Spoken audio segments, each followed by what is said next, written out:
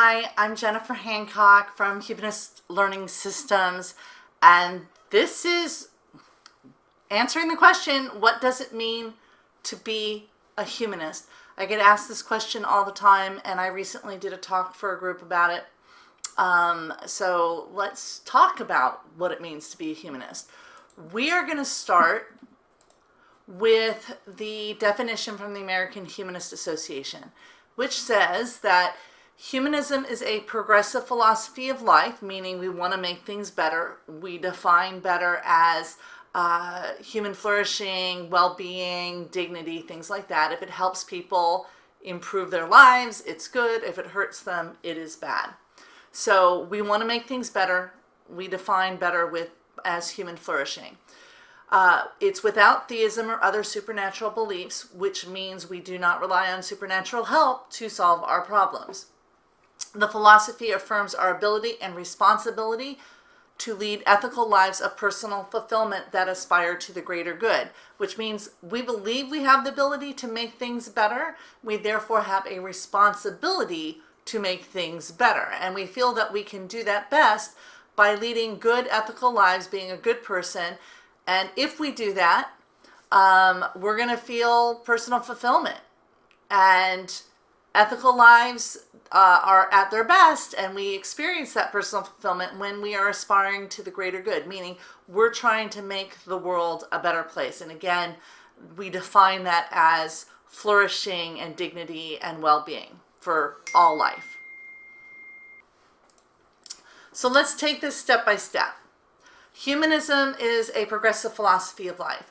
Our goal is to make things better. And again, we define better using compassion, and we're not apologetic about that. Now, a lot of religions use compassion as their moral compass. We do too. We just don't have a humanist doesn't have any other justification for why something is good other than compassion. So we want to help make things better, and compassion is how we judge whether something is better or not. If it helps people, it's good. If it hurts people, it's bad. How are we going to accomplish this? Well, progressive improvement. We don't expect radical change overnight. We're willing to take incremental steps if that's what it takes, and that's often what it takes. There's a quote from Humanist Manifesto number 2, and by the way, we're on our third one. It says, "The true evolution is occurring and can continue in countless nonviolent adjustments, but this entails the willingness to step forward onto new and expanding plateaus." Humanists are not okay with the status quo if the status quo involves suffering. We want more flourishing, less suffering. And that's what we consider better. So we're always agitating for change, always agitating for improvement. We believe we can make things better and that we have a responsibility to make things better. Now, the next part of humanism that's really important is that we are without theism or supernaturalism. This is a non-theistic approach to living life. This is a practical matter rather than a theological matter, meaning it's not a theological rejection of supernaturalism and theism. It's way more pragmatic than that. We want to solve our problems. We want to make the world better for ourselves and for all life. And in order to do that, we need solutions that will really work. And to have those solutions that really work, we need to be grounded in reality. So the question we're always asking about potential solutions is, can we prove that it will work? If you can't prove that it'll work, we're not interested. So the example I normally give has to do with if you have a field that needs water, do you pray for rain? Well, that's a supernatural or theistic solution. And I'm not saying that doesn't work. I'm saying it doesn't work reliably, right? You may or may not get rain out of prayer. That's fine. You're welcome to do it. I don't care. I'm looking for a solution that's actually going to work. And that means rolling up my sleeves, digging a ditch, and irrigating the field. That's a more reliable way to get water on the field. And that's how we approach all problem solving. It doesn't matter what the problem is. We want a solution that's actually going to work, so we ground it in reality. And to do that, we need to reject supernaturalism in its entirety. Here's another way to think about it. I once had lunch with the astronaut Edgar Mitchell, and yes, I consider that a really huge privilege, one of the high points of my life. And he said there's no such thing as supernaturalism, right? Supernaturalism is just a way to say, well, I don't have any proof it works. Like, if something happens in the real world, we can prove it happened in the real world. We never, ever need to appeal to, well, I can't prove it, therefore it's supernatural. All things are natural. If they occur, they are by definition natural. And so again, this was a pragmatic issue. If there's such a thing as gods, they are natural beings, not supernatural beings by definition, because if they exist in the natural world, they are natural. So there's never, for me as a humanist, and for all humanists really, there's never a need to appeal to supernaturalism, because something either works or it doesn't work. And you can either prove it exists or you can't prove it exists. And if you can prove it exists, we're fine with that. If you can't prove it, then we have more important things to do to spend our money, time, and energy on. So our rejection of supernaturalism is a practical matter, not a theological matter. And this is why I think a lot of religious people actually embrace humanistic approaches, because they agree with us. All right, so let's move on to the next part. We've talked about we want to make things better. We talked about how we're going to use reality and science-based solutions to help us make things better. The next part is the ability and responsibility. Humanism is grounded in the idea of human agency. We have the ability to choose our actions, and our actions carry with them consequences.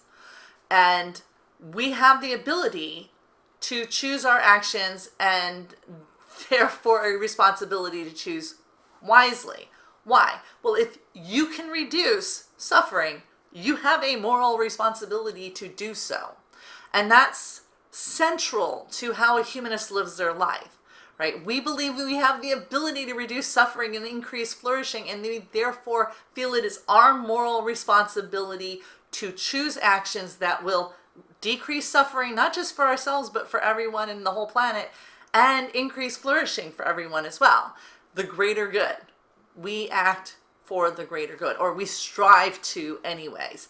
And this is the heart of our ethics, right? It's not enough to want to do good, right? Most people want to do good in the world, but it's only those who take the responsibility to make choices that are going to increase good, the good around them, that are actually doing good. And that's another reason why, we go back and we say, well, we're going to reject supernaturalism, because it's not enough to want to do good. You have to actually do good. And to do good, you have to know what a good outcome is and how to create it. So humanism is not a single thing. It's actually a collection of ideas, and they all work together to create moral behavior. And that moral behavior helps us to lead an ethical life of personal fulfillment that aspires to the greater good. So how does a humanist conceive of living an ethical life? My first book was called The Humanist Approach to Happiness. And in it, I talk about the true holy trinity of goodness. And again, we're defining good as more flourishing, less suffering. And I believe the way to get there is honesty, compassion, and responsibility. And we just talked about that before, didn't we? Compassion is how we judge whether something's good or bad. And ethics is all about making choices about what is good and bad. And it's actually also, morality is also about choosing the greater of two goods or the lesser of two evils, because it's kind of rare that we are in a good or bad situation. Most of the time, things are a little gray. And our honesty is part of that. This will manifest in a humanist as intellectual humility. We will acknowledge what we don't know and seek out things. If someone corrects us, we go, well, let's see if that's true or not. And we're willing to admit we're wrong. Why? Because we're more concerned with creating goodness than we are in being right in our own ego, right? That's the ideal anyways. You will meet humanists who don't do a very good job of this. I certainly struggle with this at times. Not gonna lie. But this is the ideal that we're striving for. We're trying to lead ethical lives of personal fulfillment that aspire to the greater good, and we think it's our responsibility to create that greater good. And being ethical is all about being honest, being compassionate, and being responsible as you try to work to make the world better. Which brings us to personal fulfillment. Now, if this is the only life you get, which I believe as a humanist, because I don't believe in supernaturalism, which means I don't believe in a transcendent soul, if this is the only life we get, we should make the most of it. And one of my favorite quotes about this is from Albert Camus, and he says, "For if there's a sin against life, it consists perhaps not so much in despairing of life as in hoping for another life and in eluding the implacable grandeur of this life." When I talk to groups of people of faith, this is the point I make. Look, if you're not making the most of this life, however you want to define that for yourself, what business do you have hoping for another one? If you're wasting this life, how do you know you're not going to waste the next one? Right? So this works for both people who don't believe in an afterlife and people who do. Personal fulfillment in this life matters. And again, these values that we're talking about within the definition of humanism, they're not isolated. How a humanist gets to this feeling of personal fulfillment is not just that we embrace life, the good and the bad, but also that we are working actively to try to make the world better. We are trying to be ethical people. And we find that as we actively use compassion, as we actively work to make the world better, we have feelings of personal fulfillment. Humans have a need to feel like we matter. And the problem is, in the grand scheme of things, we probably don't. It's unlikely that anyone's going to remember me 2 generations from now. My son will remember me. My grandkids hopefully will remember me if they even met me. But do any of you remember your great-grandparents? Like, probably not. Like, unless you met them, you might know their name. But that's it. You don't have a sense of them as human beings because you've never met them as human beings. So, but we want to feel like we matter, right? And so in order to feel like we matter, we have to have some sort of goal we're working towards. And for humanists, our goal is to make the world better, right? Immediately for ourselves and for the people around us, and hopefully for our progeny and the people coming after us. And this is really fulfilling as a life mission. Like, it never gets old. I never run out of things I could do to make the world better. So in terms of having a life mission, this is pretty good. It works. And then the last part of being a humanist is working for the greater good, right? So, and this brings us full circle. Humanism is a progressive philosophy of life. We want to make the world better. And we're going to do that by rejecting supernaturalism and looking for science-based solutions to our problems. We're going to do that by being ethical people and trying to live life fully despite the problems that we have. And what keeps us going is this goal of working for the greater good. And again, this is a personal philosophy. I believe I have the ability to make things better. I therefore have a responsibility to make things better. And it's this feeling of responsibility that really animates my life, the responsibility to apply my compassion and try to make the world better is really very motivating. I don't have any problem getting up in the morning and getting going with my work because what I do is satisfying. And it's satisfying because everything I do is, from the food I eat to getting my son out of bed and getting him to school, everything is geared towards trying to make the world better. Now, humanism has a very long history. It's probably arisen in every culture and in every time. And there's a great resource called Humanistic Text that kind of goes through all of that.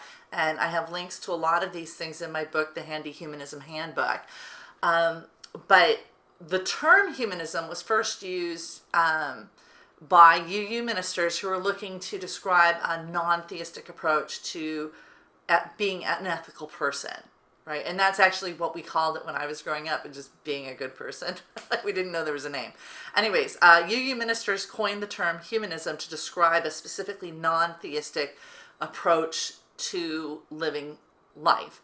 And John Dietrich was one of these ministers who started preaching about this new philosophy called humanism. And he said, if we live in a great impersonal universe with no friend to guide, it matters tremendously how we conduct ourselves, for we are actually the makers of human destiny.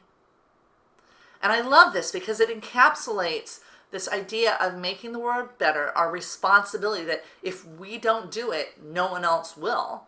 And that it matters tremendously how we conduct ourselves.